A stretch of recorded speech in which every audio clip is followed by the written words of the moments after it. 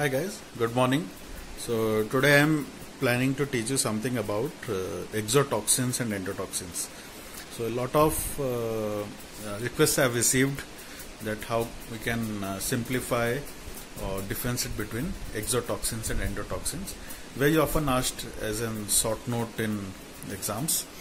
So what is an exotoxin and what is an endotoxin? So both of toxins means these are substances or chemical substances which are released by a bacteria and it has a detrimental effect on the host.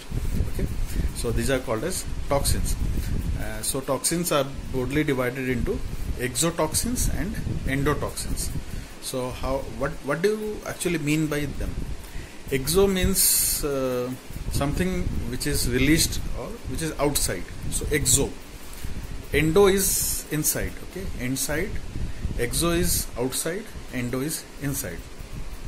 So what happens in an exotoxin is a bacteria synthesizes the toxin and releases it outside. Okay, so it is like you can remember it as something like a bullet. Okay, so an army man who is having a gun and he wants to kill something, so he will release or fire at something, so bullet will go and kill the person outside. So that is exo. Endo is, you can relate it to a suicide bomber. Okay, so endotoxin is present in the outer layer of the gram-negative organism cell wall. Okay, so it is not released outside.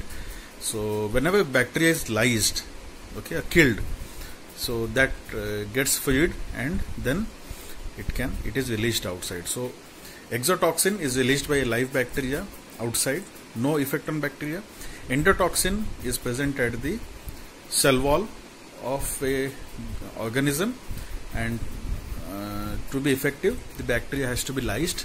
So it is like a nothing but a suicide bomber. You can relate it to a suicide bomber. Now coming to other differences, exotoxins are basically proteins. Okay, mostly they are proteinaceous in nature. Endotoxins, they are lipopolysaccharides. Okay, to remember it, you can cell wall contains a lot of lipids, so you can remember because it is present in the cell wall. So they are lipopolysaccharides. And if you know the difference between proteins and lipids, then you can yourself formulate the differences between an exotoxin and endotoxin. Okay, so most of the exotoxins, they are actually synthesized by gram-positive bacteria. Okay, so gram-positive bacteria, exotoxins, but few exceptions. Some gram-negative bacteria can also produce exotoxins. For example, Vibrio cholerae का toxin या फिर E. coli का toxin, they can also be exotoxins. But endotoxins is by gram-negative bacteria. Okay, exotoxins, they are released very small quantity, but they are very effective because they are proteinaceous in nature.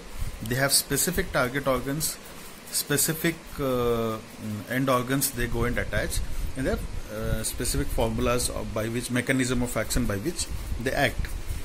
For example, diphtheria toxin, it inhibits elongation factor 2. Okay, then tetanus botulinum toxin, tetanus toxins, staphylococcal toxins. So they are all exotoxins and they have specific mode of infection, mechanism of action, and you can anticipate the clinical picture based on its work. Endotoxins, that's very similar. So most of the organisms, gram-negative organisms, they produce similar type of endotoxins. So the effects are similar. So for example, any person who is suffering from a sepsis will have a lot of endotoxin in the circulatory system, and it has a pleiotropic or a lot of effects. Okay, and so its effects cannot be judged or it cannot be anticipated, but for exotoxins it can be. Okay, and because exotoxins are proteinaceous in nature, they can be toxoided. Toxoided means it is the destruction of the toxin by which its effects are lost, but antigenicity is still maintained. Okay, they have the same antigenicity, but it is no longer toxin. For example, tetanus toxoid. Okay, so tetanus toxoid is toxin is released by a Clostridium tetani. So that toxin is taken out, it is toxoided, and it can be used as a vaccine also, because when you give it, it will not act as a toxin, but still it is antigenic, so that your body immune system is activated, and if you face another tetanus toxin ka challenge, you can your bodies can act upon. So that is the mechanism of tetanus toxin. That's why